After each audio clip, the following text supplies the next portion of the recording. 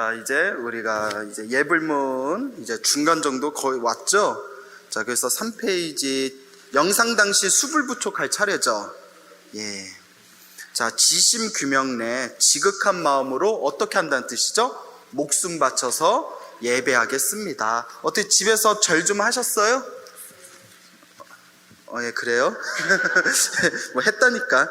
자, 이제 영상 당시 수불부초, 자, 10대 제자, 16성, 500성, 독수성, 내지 1200 제대하라, 무량자비 성중 나오죠.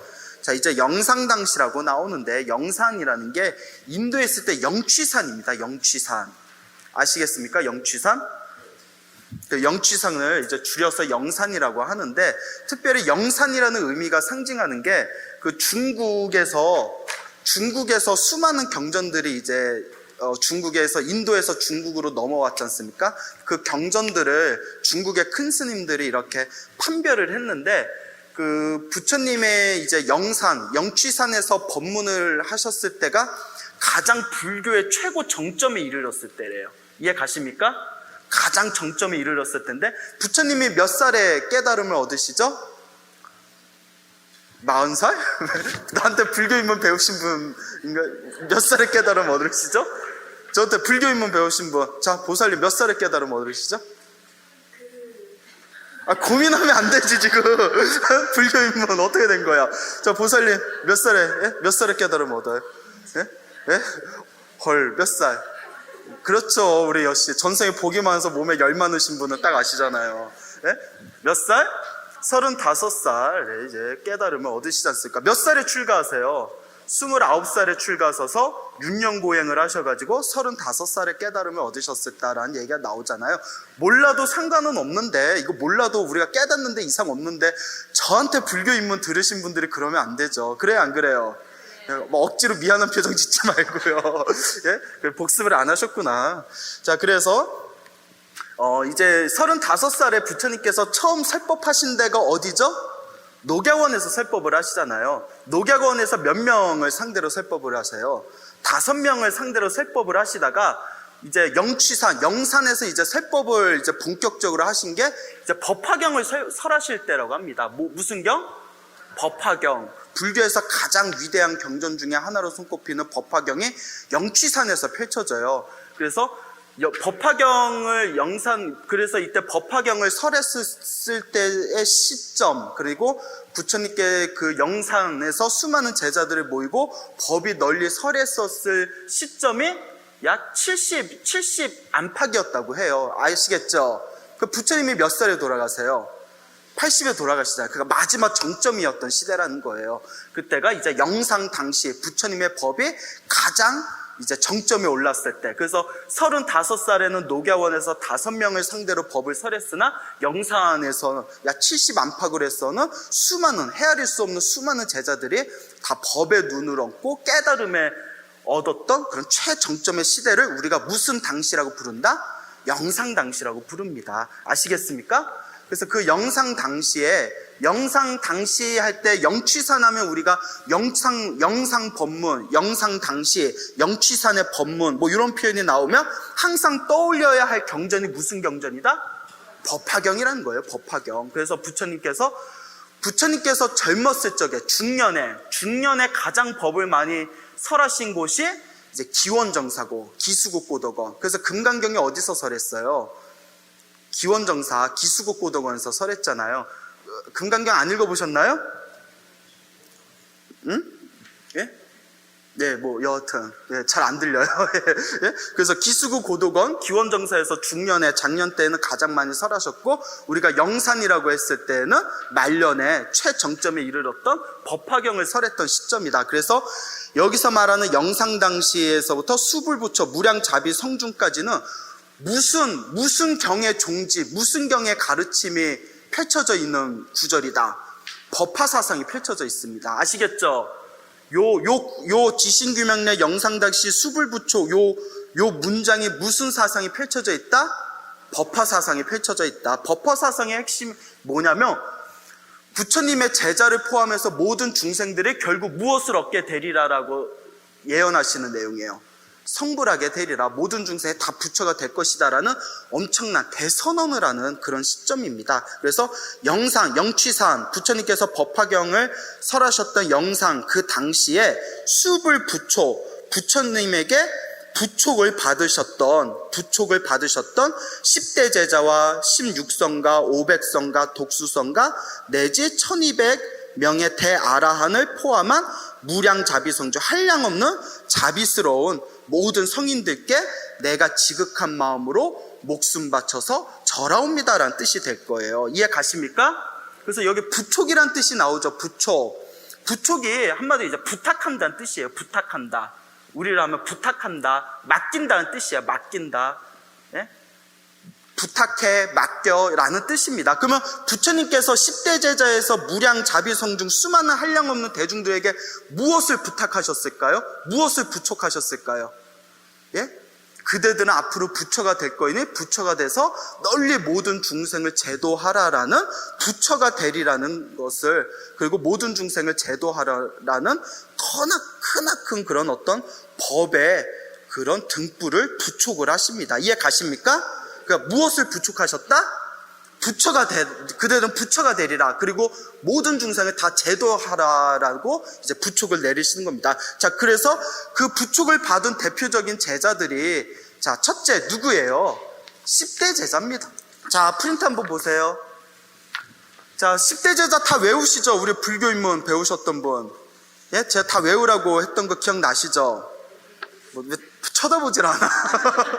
쳐다보질 않아요. 예? 자, 부처님 10대 제자 정도는 외워두면 이걸 외우는 것 자체가 여러분들의 공덕으로 돌아간다 했었죠. 자, 지혜제일하면 누구다? 사리불이다. 신통제일, 목곤련이다. 그래서 사리불과 목곤련을 부처님의 양대 제자, 상수 제자라고 했습니다. 그래서 이제 좌보처, 우보처 해가지고, 우리 대승불교, 우리 중국 불교권에서는 석가모니 부처님이 가운데 계시면 양쪽에 지장보살이나 관세음보살님이나 이렇게 계시지 않습니까? 그래요, 안 그래요? 예, 그런데 남방, 스리랑카나 태국이나 미얀마 같은 법당에 가면 가운데 석가모니 부처님 양옆에 항상 누가 계시다? 사리불이나 목곤련, 혹은 아난다나 마하가섭이 있습니다. 특히 사리불과 목곤련에 항상 많이 이렇게 모셔놓죠. 근데 사리불과 목곤련이 부처님보다 먼저 돌아가세요. 부처님보다 몇 년 일찍 입적을 하십니다. 그래서 부처님이 돌아가시고 나서 부처님이 교단의 핵심 멤버, 리더가 되는 사람이 바로 누구다? 두타제일, 마하가섭이 되십니다. 두타제일이라는 것은 불교에서는 수행을 하기 위한 고행 있지 않습니까? 고행, 힘든 수행, 하루에 밥을 한 끼만 먹어야 되며 절대 땅바닥을 등에 대지 않고 항상 밤이나 낮이나 항상 허리를 꼿꼿하게 세우고 앉아 있어야 되며, 옷은 항상 버려진 옷을 빨아가지고 이렇게 바느질을 해서 입어야 되며, 그런 여러 가지 대표적인 게 12가지의 고행이 있거든요. 12가지의 고행이 있는데, 불교에선 고행이란 말을 잘 안 쓰는 게 육체적인 고행이 아니라 무엇을 끊기 위한 고행이다. 번뇌를 끊기 위한 고행이다. 몸을 괴롭히기 위한 고행이 아니라 번뇌를 끊기 위한 그런 고행이기 때문에 육체적인 고행하고 헷갈릴까봐 고행이란 말을 안 쓰고 뭐라고 표현한다? 두타행이라고 합니다. 무슨 행? 두타행. 불교에서는 이 번뇌를 끊기 위한 고행을 두타행이라고 해요. 그래서 이 두타행으로 가장 뛰어나신 분이 누구셨다? 마하가섭이셨다는 거예요. 자, 그리고 해공제일, 수보리, 해공제일, 공이 뭐예요? 금강경하고 반야심경에 나오는 공사상 있죠? 그 무엇에도 집착하지 말아라 라는 공사상에서 이 공사상의 가장 밝은 신분이 누구셨다? 수보리셨다. 그리고 법을 가장 설법제일이 누구시다? 부르나. 그 논의제, 논의는 부처님께서 말씀하신 가르침을 명확하게 정리하신 분, 그분이 누구다? 가전현 존자이시다. 그리고 육신의 눈을 잃으셨어요. 너무 잠을 안 자고 수행을 하다가 육신의 눈을 잃어서 장님이 되셨지만, 모든 중생에 태어나고 사라지는 모든 모습을 다 꿰뚫어 보시는 천안을 얻으셨기 때문에, 마음의 눈을 얻으셨기 때문에 천안제일이라고 불리우는 스님이 누구시다?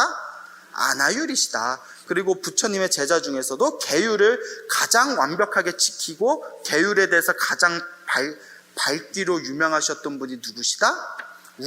우발이 존자시다. 그리고 라울라는 부처님의 아들이시죠?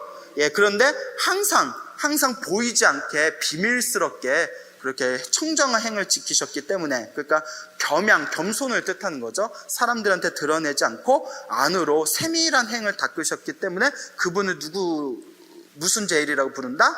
밀행제일, 라울라라고 부른다.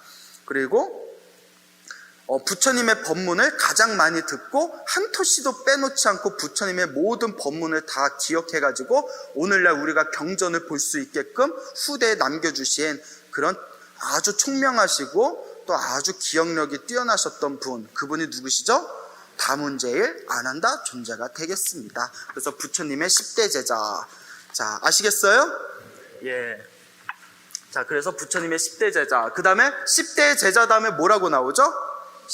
예, 16성이라고 나오잖아요. 16분의 성인이시다. 16분의 이제 성인이라는 이제 표현이 나오게 되는데, 자,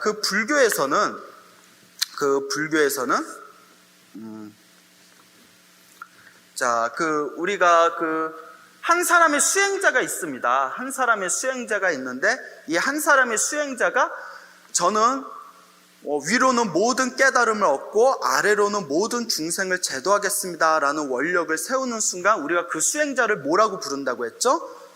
보살이라고 부른다고 했습니다. 맞습니까? 보디사트바, 보리살타의 준말, 보살이 되고, 보살이 한량없는 무수한 세월 동안 지혜와 복덕을 닦아서 그 지혜와 복덕이 완벽하게 이루어졌을 때 우리가 그분을 무엇이라고 부르게 된다고 했죠? 이제 부처님이라고 부른다고 했잖아요. 부처님. 맞아요, 아니에요? 아닌가? 왜 이렇게 다들 또 긴가민가해요? 그래, 얘기 다 설명했던 거예요, 아니에요? 처음 듣나? 왜 그래? 다 처음 듣는 분위기야, 항상. 예? 다 붓다라고 하잖아요. 예, 그래서 이제 붓다라고 하는데, 이 부처님께서 세상에 출현하셔서, 부처님께서는 이제 이 세상에 부처님으로 출현하실 때, 스승의 도움 없이 혼자 깨달음을 얻으신 분입니다. 아시겠죠? 예? 그는 혼자 깨달음을 얻으셨지만 먼 과거 전생에서부터 수십 분의 부처님을 공양하고 그분 밑에 수행을 해서 먼 전생에서부터 그 부처님들께서 그대는 앞으로 부처가 되리라 라는 수기를 내려주세요. 숲을 부촉하세요. 그래서 그 부촉에 의해서 끊임없이 지혜와 복덕을 닦은 뒤에 이번 생에 부처가 되실 그런 몸으로 낮추셨을 때 누구의 도움 없이 스스로의 힘으로 완전한 깨달음을 얻는 붓다가 되십니다. 근데 이런 붓다가 되신 분이 당신의 법을 펼치셔서 제자들을 키우고 그 제자들이 누구의 말씀을 들어서 붓다의 말씀, 부처님의 말씀, 부처님의 가르침을 듣고 깨달음을 얻는 분을 우리가 뭐라고 부른다? 성문이라고 부릅니다. 뭐라고 불러요? 성문, 소리성자에 들을 문자. 이제 누구의 소리를 듣고 부처님의 소리를 듣고 깨달음을 얻으신 분이라는 거예요. 그래서 이런 성문 제자는 크게 4가지로 구분이 됩니다. 예전에 다 설명을 드렸던 거예요. 그래서 가장 밑에 있는 분이 수다원, 뭐라고요? 그 다음에 사다함, 그 다음에 아나함, 이게 인도 말이에요. 그 다음에 아라하, 인도 말을 이제 중국에서 음역을 한 겁니다.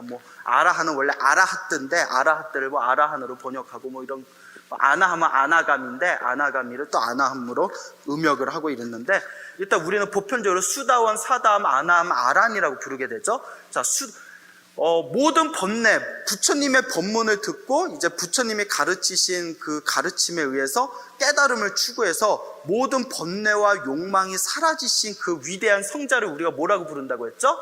아라한이라고 부릅니다. 근데 아라한과 붓다의 차이는 뭐다?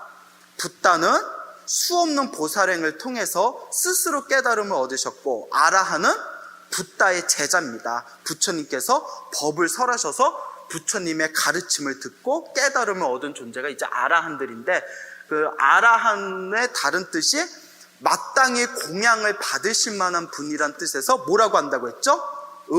공이라고 한다고 했습니다. 마땅히 공양받으실 만한 분. 왜? 모든 번뇌와 욕망이 사라지셨기 때문에 중생들의 공양을 충분히 받을 만한 분이고, 누구든지 아라한에게 공양을 올리면 한량없는 복덕을 얻을 수 있다고 해서 복을 주는 존재. 그래서 아라한을 은공이라고 부르는데, 붓다의 제자라는 의미에서 아라한도 있지만 또 부처님의 열의 시포, 부처님의 10가지 별명 중에 하나가 뭐죠? 은공입니다. 아라한입니다. 부처님의 10가지 별명 중에 하나도 아라한이에요. 아시겠죠? 예? 자, 그래서 수다원은 수다원 경지에 이르르면 7생 안에 7번 태어나고 죽고 태어나고 죽고 이렇게 7번 7생 안에 무엇을 증득하게 된다? 아라한가를 증득하게 됩니다. 그래서 수다원에 들어가면 아라한이 될 수 있는 성인의 지위에 들어갔다고 해서 임류라고 부릅니다. 뭐라고요? 예, 임류라고 불러요. 임류, 흐름에 들어갔다. 어떤 흐름에 들어갔다는 뜻이겠어요? 임류. 예, 성인이 될 수 있는, 아라한이 될 수 있는 성인의 흐름에 들어갔다 해서 임류라고 부릅니다.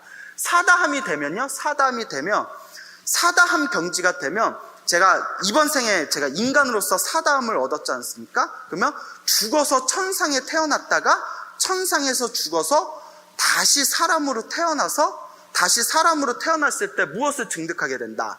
아라한을 증득하게 된다고 합니다. 아시겠습니까? 진짜 알겠어요? 네, 진짜 나 혼자 얘기하는 것 같아. 그래서 한 번 갔다 온다 해서 죽었다가 천상에 갔다가 천상에서 다시 인간으로 와서 깨달음을 얻기 때문에 한 번 갔다 오죠. 왕복하죠. 왕복이 아니에요. 네, 왕복을 하잖아요. 그래서 일왕래라고 부릅니다. 뭐라고요? 일왕래. 한 번 왕복했다는 뜻이에요. 그거 줄여서 일왕이라고도 합니다. 한 번 갔다 온다. 그래서 일왕래. 한 번 왕복해서 온다. 그래요, 안 그래요? 그래서 이제 아나함은 이번 생에 아나함이 되면 죽어서 천상에 태어나게 됩니다. 죽어서 천상에 태어나게 되는데 어느 천상에 태어나게 되냐면, 여러분들 이 프린트 33천 프린트 보세요.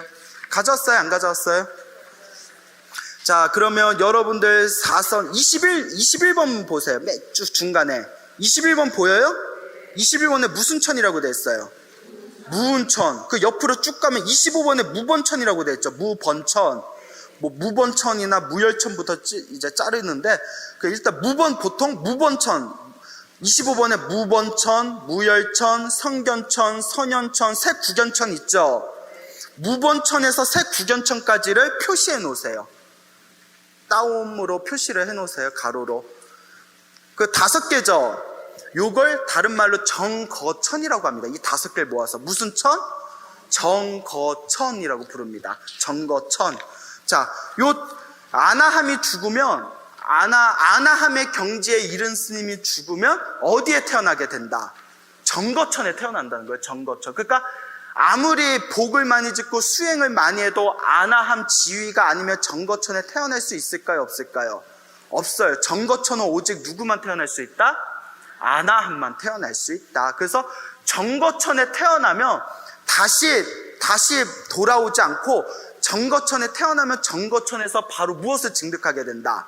아라한을 증득하게 돼요. 그러니까 다시 돌아와요, 안 돌아와요? 그래서 돌아오지 않는다 해서 불례라고 부릅니다. 돌아오지 않는다, 불례. 아시겠습니까? 그래서 수다원은 7번 7번 죽었다 살았다 7번 7생을 살면 아라한이 되고, 사다함은 왕복, 한 번 죽었다가 다시 돌아와서 깨달음을 얻어서 아라한이 되고, 아나함은 돌아오지 않고 죽으면 정거천에 태어나서 정거천에서 아라한이 되고, 아라한이 되면 모든 번뇌와 모든 욕망이 사라집니다. 그래서 육도윤회, 지옥에서 축생에서 인간에서 천상까지 모든 윤회의 세계를 벗어나는 대자유를 증득하게 됩니다. 그래서 다시는 태어나지 않는다. 그러니까 중생으로서, 번뇌와 욕망으로 가득한 중생으로서 다시는 태어나지 않는다. 그래서 완전한 자유를 얻었다 해서 아라한을 다른 말로 뭐라고 한다? 불생이라고 부릅니다. 태어나지 않는다. 그래요, 안 그래요? 예, 다 기억나시죠? 내 시험 본다네, 진짜. 내 시험 볼 거야. 내가 10대 제자랑. 자, 그래서 우리가 깨달음을 얻으려면 이제 우리가 모든 중생을 다 제도하겠습니다라는 원력을 세워서 보살이로 수없는 생을 지혜와 복덕을 닦아서 붓다가 되는 경우가 있고, 혹은 수다원부터 부처님이 태어나시면 부처님의 가르침을 따라서 수다원에서 사당, 아남, 아라한의 경지에 이르러서 깨달음을 얻는 방법이 있고, 그러니까 내가 얼마큼 수행하느냐에 따라서 바로 아라한이 되는 사람도 있고, 수다원에서 점점 올라가는 사람이 있고, 이거는 사람마다 근기가 다 틀리겠죠. 근데 깨달음을 얻고 싶은데 이렇게 깨달으니까 복잡해요, 안 복잡해요?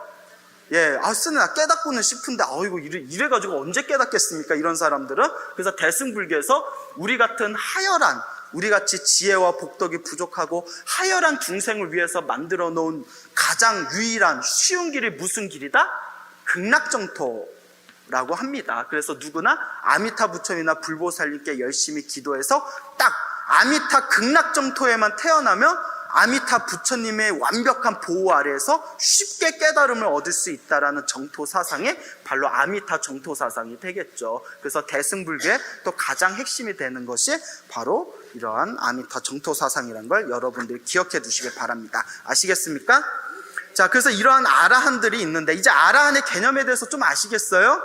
네, 진짜 시험 볼 거예요. 보지 말까? 표정들이 안 좋으셔서. 자, 16성이, 그래서 성인이라고 할 때 불교에서는 수다원 이상부터를 뭐라고 부른다? 성인이라고 부릅니다. 이해 가세요? 수다원 이상부터를 성인이라고 불러요. 성인이라고 부릅니다. 성인. 이해 가십니까? 수다원 이상부터 성인이라고 부르니까 16분, 16성. 그래서 성인 중에서 성인이신 16분의 아라한을 뭐라고 부른다? 16성이라고 부른다. 그래서 16성, 500아라한, 1200아라한을 우리가 나한신앙이라고 부릅니다. 무슨 신앙? 나한신앙. 불보살님을 믿는 신앙이 있고, 그거 부처님의 제자인 우리에게 복을 주는 아라한을 믿는 신앙이 있고, 뭐 또 독성신앙, 또 우리나라의 산신신앙, 칠성신앙 이런 거 있잖아요. 용왕신앙 이런 거 있어요, 없어요? 그럼 이제 그래서 대표적인 게 나한신앙인데, 나한신앙이 이제 그 서유기의 삼장법사 아시죠? 서유기의 삼장법사, 이 삼장, 현장 스님이 인도에 넘어가서 공부를 하잖아요. 그래, 안 그래요? 인도에 넘어갔다가 다시 당나라로 돌아오잖아요. 당나라로 돌아왔을 때 현장 스님이 통해서 이 나한신앙이 이렇게 전달이 됐다라는 그런 설이 있고요. 우리나라에서는 통일신라 이후부터 이 나한신앙이 우리나라에서 펼쳐진 것 같다라는 설이 있습니다. 그래서 대표적인 16아라한, 나한신앙 중에서 16아라한, 아라한을 모신 그 정각을 뭐라고 부르죠? 나한전, 또 응진전, 예? 그래요, 안 그래요? 그 영산전이라고도 부르게 되죠. 자, 그래서 이 16아라한에 대한 이 출처가 여기 보면 대아라한 난제 밀다라 소설 법주기라는 책에 나온답니다. 저도 읽어보지는 않았는데 여기에 나온대요. 그래서 16아라한 빈도라 발라타사 가라카 벌차 가라카 발리타사, 어디서 끊어야 될지 나도 모르겠어요. 이게 인도말인데, 소빈타 낙거라 발타라 가리가 벌사라 불다라 뭘 사라 뭘 달아 뭐 수박가 반타가, 여기 나호라라고 있죠. 나호라가 라울라예요. 부처님의 아들 라울라 나오라 나가서나, 그거 인게타 벌라파사 아시다 주다반타까 이제 주리반트까 아시겠죠? 그래서 이 대아라한 난제밀다라 소설 법주기에 보면 부처님께서 이 16명이 특별히 또 신통력이 뛰어났답니다. 신통력이 아주 뛰어났대요. 물론 신통제일하면 목건련이지만, 신통제일로는 목건련이지만 일단 목건련은 일찍 돌아가셨고, 부처님보다 먼저 돌아가셨고, 그리고 이 목건련을 제외하고 요 16분이 특별히 신통력이 아주 뛰어나셨대요. 그래서 부처님께서 이 16명의 아라한들에게 이렇게 얘기를 한답니다. 그대들은 내가 죽으면, 열애 세존이 내가 이 육신의 몸을 벗고 저 진리의 세계로 떠나게 되면 다음에 미륵 부처님께서 출현하시기 전까지 이 사바세계에 남아서 중생들의 고통을 없애주고 중생들의 소원을 들어줘라 라는 그런 부촉을 남기셨답니다. 그래서 이 16분의 아라한을 16아라한 하면 이 16분의 아라한을 모시고 있다라고 생각을 하면 됩니다. 아시겠죠? 예. 특히 여기 빈도라라고 있죠. 빈도라 발라타사 삥도라. 예? 별로 재미없나? 빈도라가 원래 빈두라 존재, 빈두로 존자 들어보셨어요? 빈두로 존자? 예, 빈두로 존자라고 있습니다. 원래 빈두로 유명한 얘기가 있어요. 빈두로 존자인데 여기서는 이제 빈도라라고 했네요. 이 빈두로 존자께서 그 목건련하고 버금갈 정도로 굉장히 신통력이 뛰어났답니다. 신통력이 뛰어나셨는데 하루는 어느 왕과 그런 장자들이 그 시장 한복판에다 큰 장대를 하나 걸어놨대요. 거의 끝이 보이지 않을 정도의 산처럼 큰 긴 장대를 걸어놓고 장대 위에다가 이렇게 옥으로 만든 그 혹은 어떤 전다라 나무라고 아주 귀한 나무가 있어요. 인도에서는 나무가 귀해요, 안 귀해요? 인도에서는 나무가 귀해요. 그래서 부처님께서 우리 바루라고 아시죠? 스님들 공양할 때 쓰는 바루. 저 뒤에 보면 저게 갈색으로 된 저 바루 보이잖아요. 다 보셨어요? 오시면서? 예, 안 보신 분은 왜 안 쳐다봐요? 저 바루가 저게 플라스틱으로 만들었어요. 저거는 싼 거예요. 그래서 우리가 뿔바루라고 불러요. 뿔바루. 예? 플라스틱으로 만들었다 뿔바루. 근데 나무바루는 무슨 바루라고 해요? 목바루. 근데 부처님 당시에는 나무가 귀했기 때문에 나무로 바루를 만든 걸 금지하셨습니다. 대신 철바루를 만들게 하셨어요. 철바루를 만들었는데 나이가 든 스님들이 철바루를 들기가 쉬워요, 안 쉬워요? 어려워요. 그러니까 나중에 와바루를 쓰게 합니다. 와바루. 흙을 구워서 만든 와바루. 아시겠죠? 그래서 전다라 나무로 만든 아주 귀한 나무, 또 뭐 옥으로 만들었다, 금은으로 만들었다 여러 설이 있는데 하여튼 아주 귀한 바루를 하나 올려놓고 누구든지 신통력으로 요 바루를 가져가는 사람이 있다면 그분을 우리가 그분을 공양하고 그분을 높은 그런 성자로서 모시겠다라고 이렇게 사람들에게 널리 전합니다. 그래서 다른 수많은 외도의 종교인들이 왔는데도 요 바루를 가져갔을까요? 못 가져갔을까요? 못 가져갔던 거예요. 신통이 부족해서 올라가다가 뚝 떨어지고 아니면 여기까지는 빙빙 날아가는데 너무 높아서 바루를 못 가져왔대요.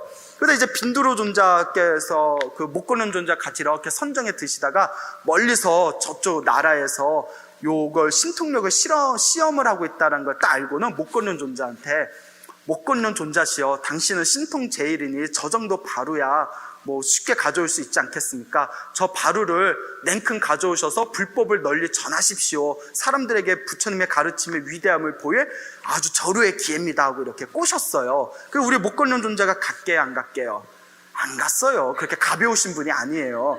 예? 빈도로 존자요, 부처님께서 함부로 신통을 쓰지 말라고 하셨습니다. 부처님께서 신통을 쓰지 말라고 게을러서 정해놨는데 제가 어찌 그것을 어기겠습니까? 우리 묵묵히 수행을 합시다 했는데 빈도로 존자께서 못 참으셨나 봐요. 빈도로 존자께서 약간 다혈질이셨나 봐. 그냥 가만히 수행하다가 에이 목건련에 안 가시면 나라도 가야겠다고 어떻게 했을까요?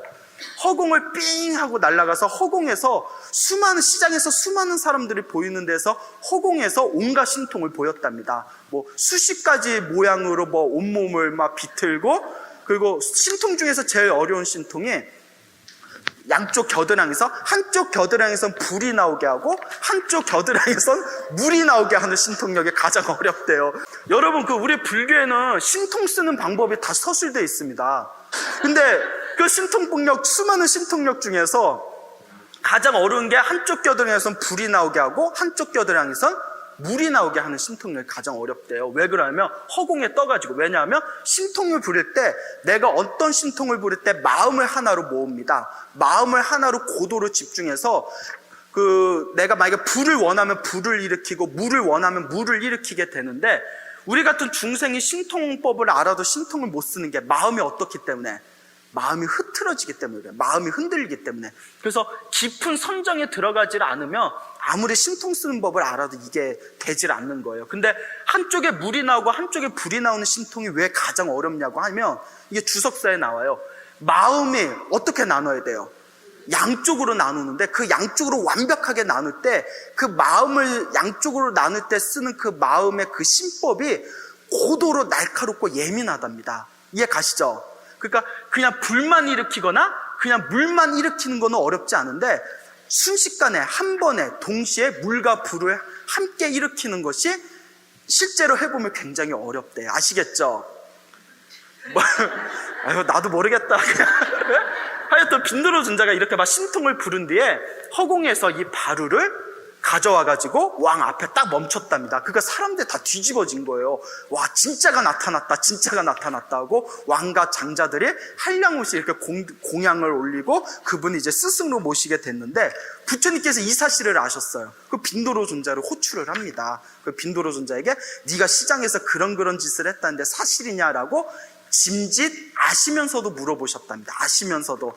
부처님은 항상 제자들을 꾸짖을 때 항상 어떻게 물어보신다? 짐짓 아시면서도 물어보신다. 맞아요. 떠보는 거예요. 네? 근데 부처님 제자들이 대단한 게 정말 숭악한 짓을 했는데도 부처님 앞에서 우리 같은 막 숨기고 싶어 하는 마음 있잖아요. 약간 사건을 약간 이렇게 축소시킨다든가 마치 내가 했는데 제가 했다는 듯이 이렇게 슬쩍 공을 넘긴다든가 이럴 텐데 부처님 앞에서 항상 솔직하게 얘기를 했답니다. 그래서 빈두로 존자도 예, 제가 그런 일이 있었습니다 하고 의기양양하게 부처님께서 나를 칭찬해 주시겠지 생각했는데 부처님께서 신랄하게 꾸짖으신 겁니다. 너는 어떻게 그렇게 어리석냐? 내가 신통을 쓰지 말라고 하는 게 사람들, 이게 굉장히 중요합니다, 여러분들. 사람들의 진리와 법으로서 가르쳐야 그 사람들이 진리와 법으로서 귀의를 하는데, 신통으로서 가르치면 그 사람들이 진리와 법에 귀의한다, 귀의하지 않는다. 안 한다는 거예요. 신기한 거에 귀의한다는 거예요. 신기한 거에. 그래서 만약에 신통으로서 중생들을 귀의시키고 중생들을 제도하게 되면 먼 훗날에 불법을, 부처님의 가르침을 진리와 법으로서 생각하지 않고 무엇으로서 생각한다? 신통과 신기한 것으로서 생각하게 된다. 그렇기 때문에 내가 그렇게 신통을 하지 말라고 항상 신신당부했는데 어찌하여 그렇게 어리석단 말이냐고 신랄하게 꾸짖으신 뒤에 이렇게 부촉을 내립니다.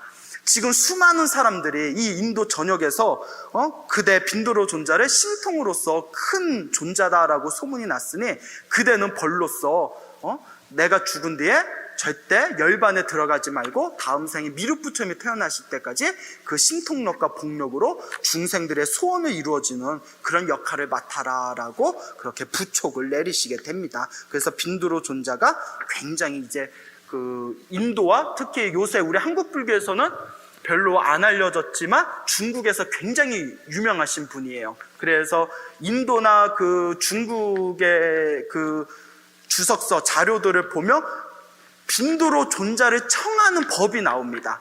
이해 가시죠? 왜냐면 빈두로 존자가 와서 물 한 모금만 마셔주고 가셔도 엄청난 복을 받는다고 해요. 그래서 빈두로 존자를 청하는 청빈두로 존자법이라는 그런 경전도 있어요. 그래서 그런 빈두로 존자를 청하는 법이 있는데 우리나라 역시 빈두로 존자라는 그런 명칭은 잊혀졌지만 가장 수많은 사람들이 가장 기도하는 정각에 빈두로 존자를 모시고 계십니다. 거기가 어딜까요? 독성가, 나반존자. 이해 가시죠? 그래서 한국 불교에서는 우리 나반존자라고 들어보셨죠? 나반존자가 바로 빈두로 존자와 동일 인물이다라고 학자들은 얘기를 하고 있죠. 그래서 조금 이따 독성에 대해서 얘기할 텐데 원래 독수성이 빈두로 존자, 나반존자로 빈두로 존자를 해석하면 안 되는 학술적인 이유가 있는데 우리나라에서는 보편적으로 독성각에 나반존자 하면 누구를 보통 지칭한다? 빈두로 존자를 보편적으로 지칭한다라고 알아두시면 되겠습니다. 알겠습니까? 그래서 부처님한테 너희들을 이제 부촉을 받으신 너희들은 이제 중생들을 널리 제도하라 부촉을 받으신 16성 16분의 아라한과 그 다음에 500 아라한. 여러분들 법화경 읽어보셨어요? 죽기 전에 한 번은 꼭 봐야 할 경전이 있다면 무슨 경전이다? 이라고 할 줄 알았죠? 네? 예? 경전이 다 소중하지. 예? 하여튼 법화경이 굉장히 중요한 경전이라고 합니다. 나중에 법화경을 한번 꼭 공부해 보시길 바래요. 그래서 어떤 경전이든 경전을 독송하면 한량없는 공덕을 얻지만 그 중에서 중국 그 큰 스님들 법문에 보면 한결같이 가장 많이 그 독송하는 3대 경전이 금강경, 예? 그 다음에 법화경, 그 다음에 화엄경. 이 세 가지 경전이 가장 큰 공덕을 얻는다 해서 많이들 독송을 하셨고, 특히 화엄경은 양이 너무 많아요. 80권본이라고 하거든요. 그래서 법화경을 쓴 분들이 굉장히 많이 독송을 하셨습니다. 그래서 옛날에 공덕경이라고 해서 공덕을 얻을 수 있는 출중한 경전에서 보통 금강경과 법화경을 많이 이야기를 하고 있죠. 그래서 법화경에 보면 500제자 수기품이라고 있습니다. 그 부처님께서 그대들이 능히 부처가 되어 모든 중생을 제도하라라고 부촉을 내려주신 500분의 아라한을 지칭하는 게 바로 법화경 500제자 수기품의 500아라한이다라는 내용이 나옵니다. 아시겠습니까? 그래서 영상당시 수불불촉하면 무슨 사상이 펼쳐졌다고 알면 된다? 법화 사상이 펼쳐졌다고 아시면 됩니다. 그 1200아라한이라고 있네요. 자, 그래서 1200아라한이라고 있는데 그 과거 현재 인과경에 나오는 내용이랍니다. 야사장자 아들의, 자 이제 한번 계산해 보세요 여러분들.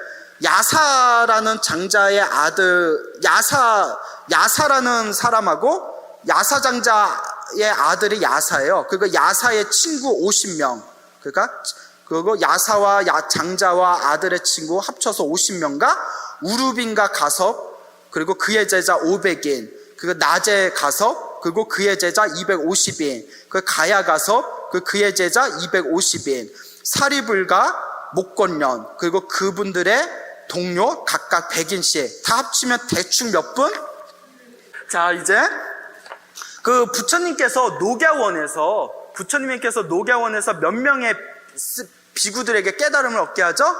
5비구의 깨달음을 얻게 하시고 녹야원에서 가만히 앉아 있는데 야사라는 큰 부잣집 아들이 있었답니다. 근데 야사가 친구들하고 수많은 그 여자들하고 이제 음주 가무를 즐긴 거예요. 그래서 이제 흥청망청 이제 노는데 이제 실컷 놀고 이제 다들 뻗어서 자다가 일어났는데 마음의 상처를 받아요. 야사가 경전에서는 바야흐로 먼 전생의 인연으로 인하여 출가할 때가 되었는지라 갑자기 그 현상을 보고 가슴에서 무상함을 일으켰다라고 되어 있는데 무엇을 봤냐면 그렇게 예뻤던 여자들이 다 널브러져서 자는데 막 침 흘리고 막 옷 막 흐트러뜨리고 막 코 골고 이런 걸 봤대요 경전에서. 그러니까 우리 같으면 그냥 아이고 춥겠네 하고 이불이라도 덮어줄 텐데 그래 그게 남자 아닙니까?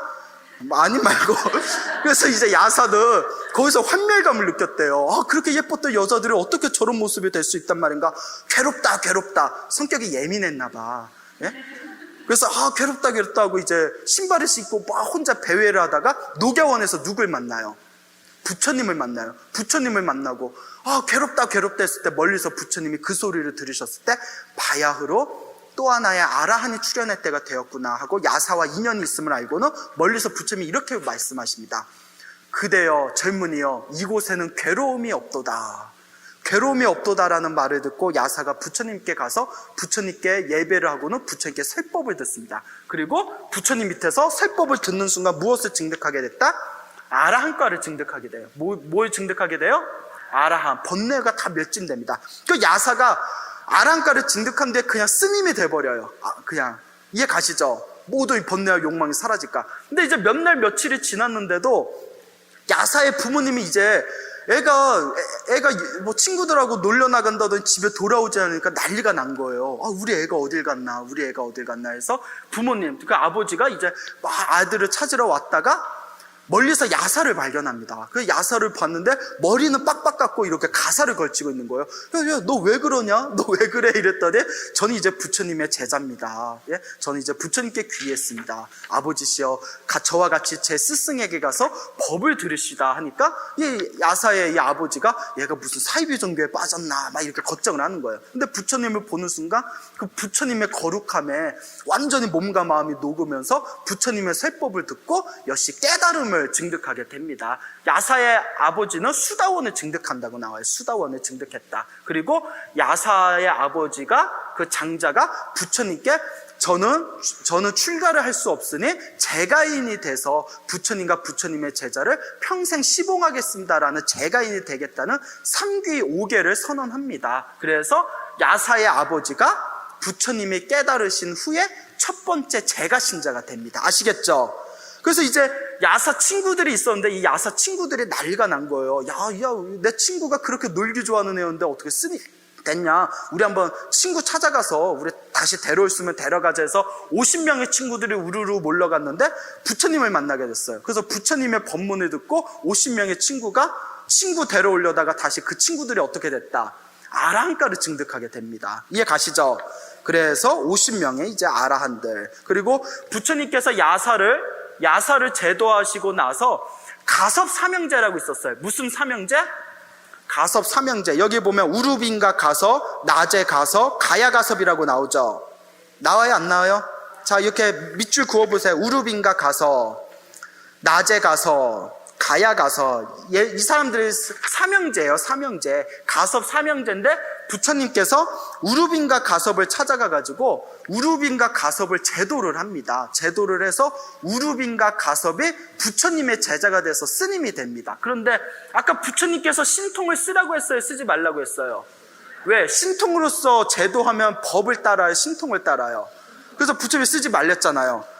근데 부처님은 우루빈가 가섭을 제도할 때 신통을 썼을까요? 법을 썼을까요? 신통을 썼어요, 부처님은. 예? 왜 우리는 하지 말라고 해서 부처님은 하셨을까요? 이게 말이 됩니까?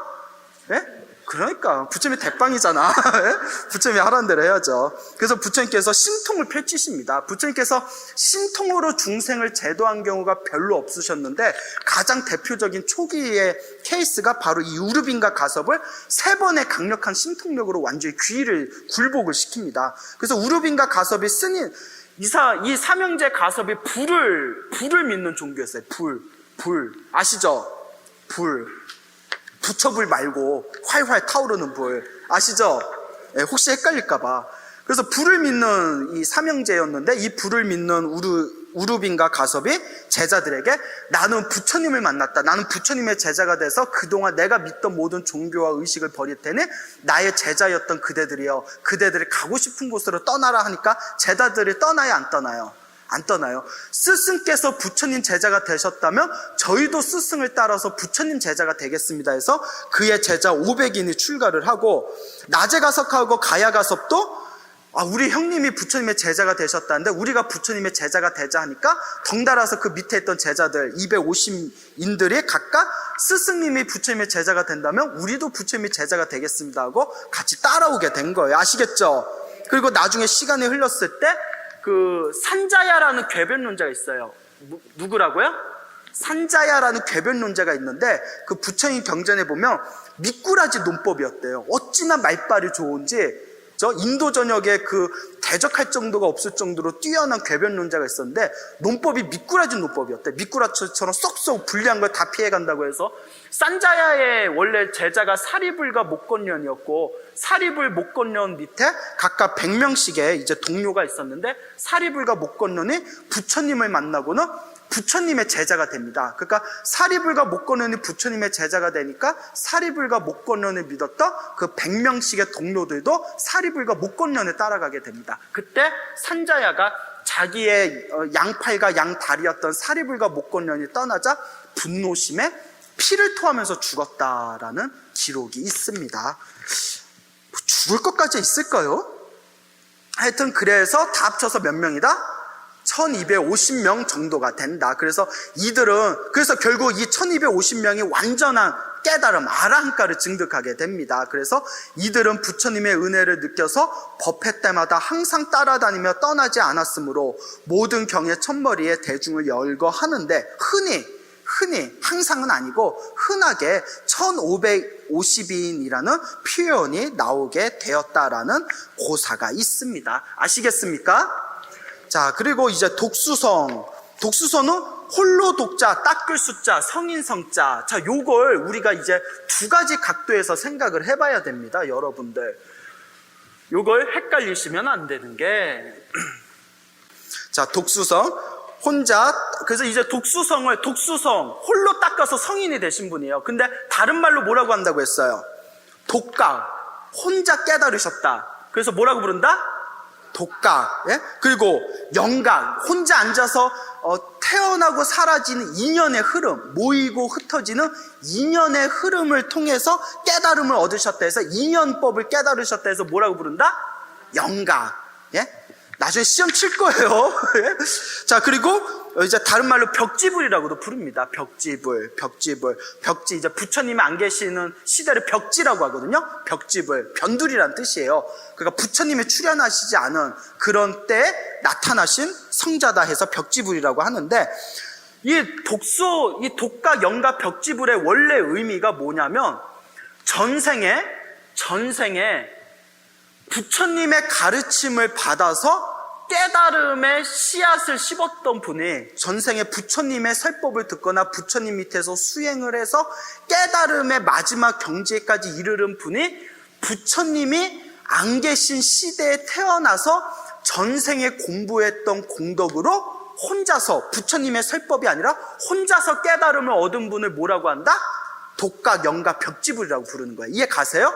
그래서 이번 생에는 부처님의 도움을 받지 않고 혼자 깨달았으나 전생에 부처님의 설법을 듣고 전생에 부처님의 법을 통해서 깨달음을 얻을 수 있는 공덕이 쌓였기 때문에 비록 부처님의 부처님의 설법을 듣고 깨달음을 얻지는 않았지만 확장 해석해서 벽지불, 독각을 누구의 제자로 둔다? 부처님의 제자로 두는 거예요. 어쨌거나 전생에 부처님 밑에서 공부를 했던 공덕으로 부처님이 안 계신 시대에 깨달음을 얻었으니까. 그래서 불교에서 붓다의 가르침을 듣고서 목적지에 도달하는 누구와 달리, 성문과 달리 부처님의 소리를 듣고 깨달음을 얻은 수다원에서부터 아라한까지 성문과는 달리 자신의 노력만으로 깨달음을 얻었다. 하지만 자신의 노력만으로 깨달음을 얻었으나 이미 전생에 부처님의 제자였고 부처님 밑에서 공부했었던 그 공덕으로 깨달음을 얻었기 때문에 부처님의 제자라고 한다. 아시겠습니까? 그래서 이런 벽지불에게도 부처님이 안 계신 시대에는 성문이 있어요, 없어요? 없죠. 부처님이 안 계신 시대에 성문도 없죠. 그러면 부처님도 안 계시고 성문도 안 계신 시대에 가장 복을 많이 지을 수 있는 존재가 누굴까요?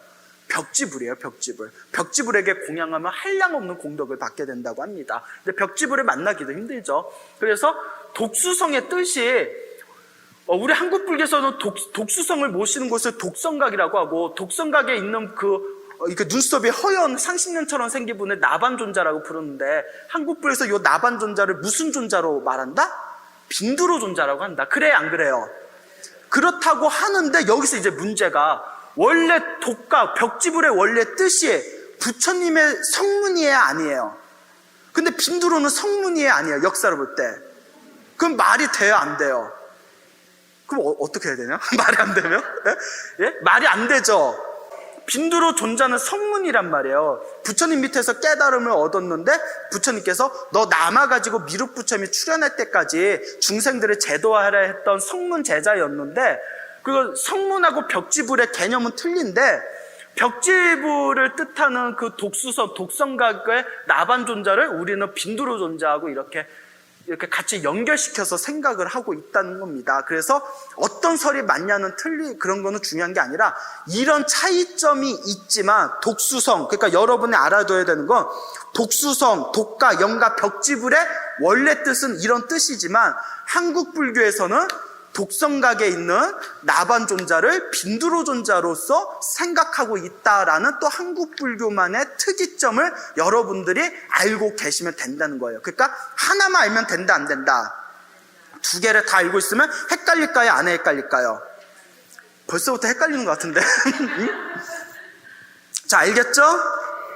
잘 모르는 것 같은데.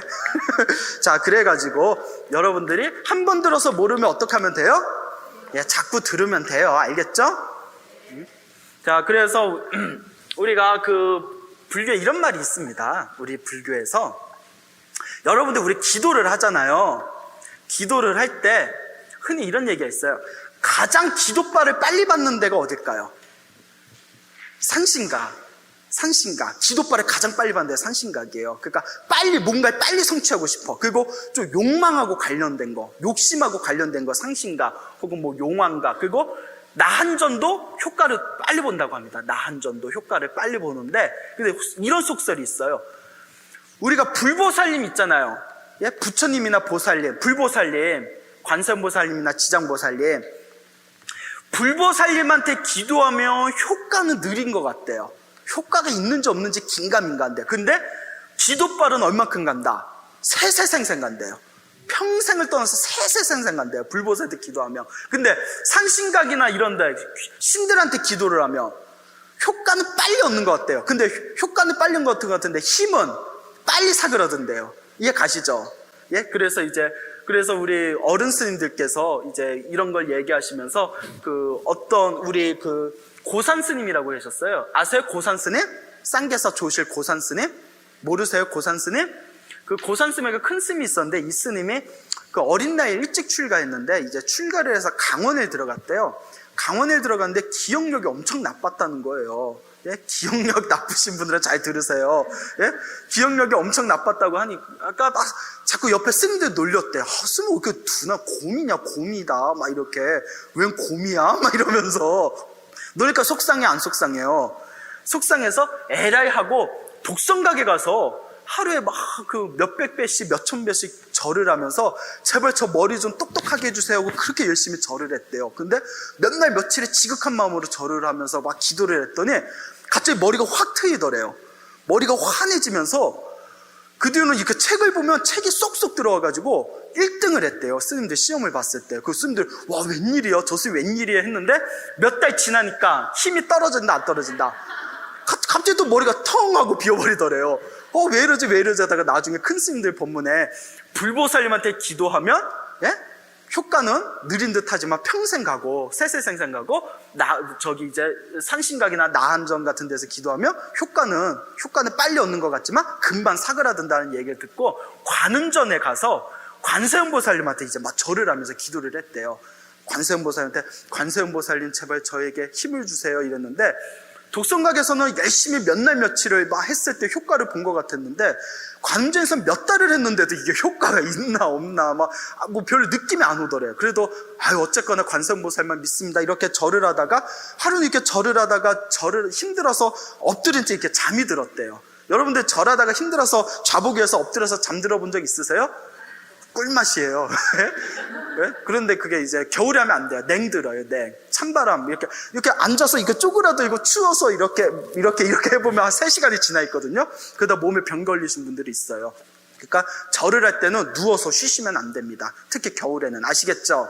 근데 그 스님이 절을 하다가 그때 뭐 다행히 추운 날은 아니었나 봐요. 힘들어서 잠깐 눈을 붙이고 엎드려서 깜빡 비몽사몽에 빠졌는데 하얀 옷을 입은 여자가 갑자기 눈앞에 나타나더래요. 하얀 옷 하면 누가 생각나요?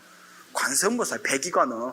네? 그 관세음보살이 나타나더니 참으로 정성스럽구나 하면서 책을 하나 이렇게 던져주더래요. 받아라 해서 이제 책을 딱 줘서 책을 잡았을까요? 놓쳤을까요? 잡았죠. 놓치면 큰일 나요. 왜? 잡는 순간 잠에서 펄떡 깼는데 그 뒤로 책만 보면 완전히 암기가 되더래요.